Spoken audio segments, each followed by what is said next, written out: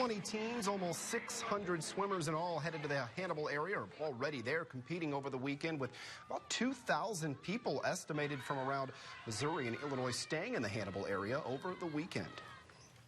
I'm looking forward to making some best times and being an atmosphere around my friends and racing some really good swimmers. I'm looking forward to all the competition and racing, just having fun.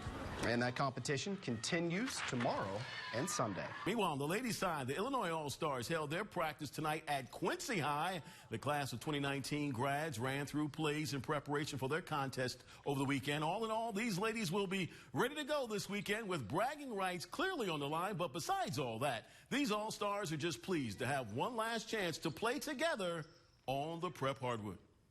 A lot of us are going on to play at the college level, like Lainey and Sarah are going to QU together, and Lily and I are going to ICU together. So I think just working together will be really great for all of us.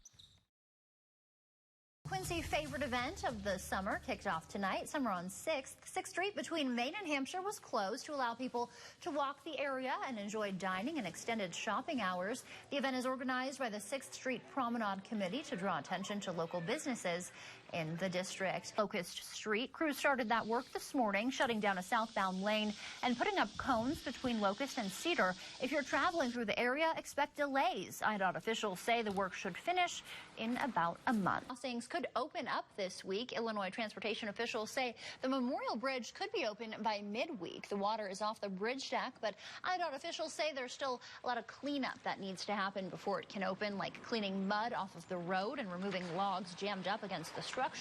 As for the Champ Clark Bridge in Louisiana, Missouri, IDOT says that'll likely open later in the week.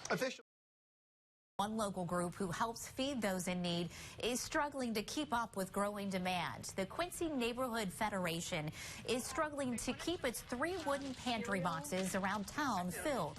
Volunteers say they have seen an uptick in the number of elderly and homeless in particular using the pantries. Tracy Kiefer is a volunteer with the program who has personally seen the impact these boxes make. And I pulled in, and as I backed up, the littlest one came over to me and said, "Are you going to put food in the pantry?" The back of my car opened up, and I said, "Yes, I am." And she said, "Oh, good, because I'm so hungry and it's empty." And as the tears rolled, she helped me fill it up. We talked quite a bit. Oh. There are 3 locations for these food pantry boxes: 812 Payson, 540 Harrison, and 1129 North 6th Street. Kiefer says you can help by donating food to any of the locations. Just place it in the box, or you can make a monetary donation to the Quincy Neighborhood Federation.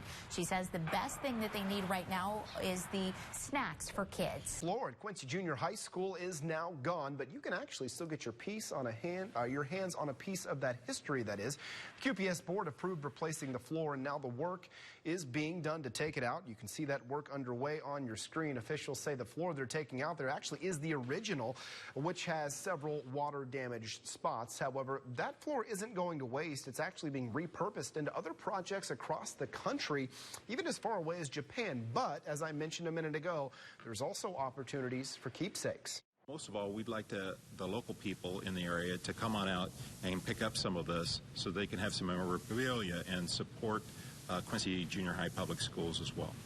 That's pretty cool. Work on the gym set to be done around mid-July. Proceeds from what is sold will go straight back, as he said, into the school. It's a sight all too common for those who live along the Illinois River. Homes ruined, garages flooded, and roadways gone.